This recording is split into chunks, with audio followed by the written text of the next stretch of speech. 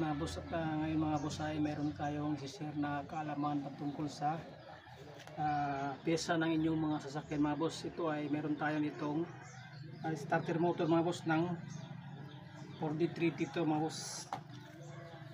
Ngayon mga boss ay share ko sa inyo mga boss kung paano mag-test ng starter solenoid, yung paano natin malalaman kung sira na to yung starter solenoid ng inyong mga starter mga bossing. Ngayon mga boss ay simulan na natin at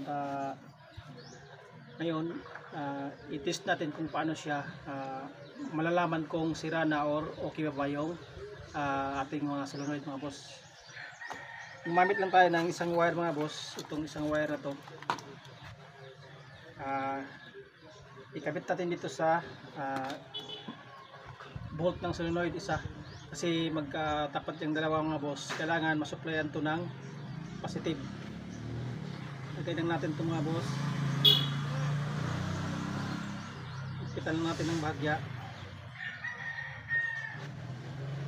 tapos connect natin dito sa positive ng battery dito.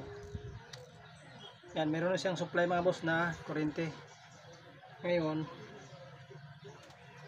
kailangan mayroon kayong ganito mga bossing, yung kahit ano basta kay mayroon siyang ilaw para malalaman natin kung mayroon ba siyang kuryente dito na tumatawid. I-connect lang natin to dito mga bossing,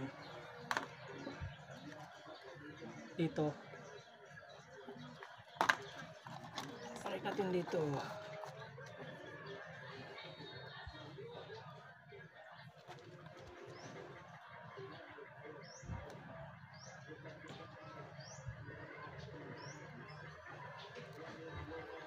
Yan mga boss, nakatali na siya. At itong isang wire ay i-connect nito na sa negative dito. Yan.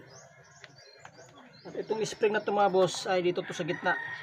Sa gitna ng solenoid. At ito yung kumakapit dito sa sa Bendix drive na sisipa siya. At ito yung may ganito mga boss ay sa ilalim to. Nakalagay dito sa spring. Yan. Yan mga boss. At ngayon mga boss, ang gagawin natin, itutulak natin tong solenoid pababa. Kung iilaw siya mga boss, ibig sabihin ay tatawid yung kuryente dito, galing dito ay tatawid dito, kasi mag-aabot yung kanyang platino sa ilalim. Subukan natin mga boss, kabit natin to sa negative. Yan. Tapos itulak natin tong solenoid. Yan mga boss, kita nyo. Tulak natin. Yan. Ay, ibig sabihin mga boss, itong solenoid nito ay gumagana pa. Yan. Yun.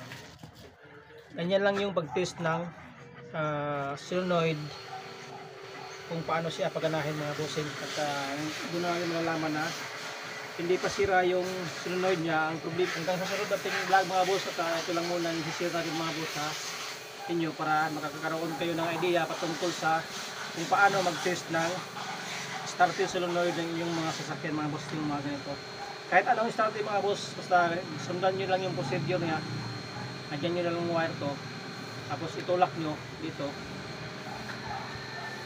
kabit din dito sa loob.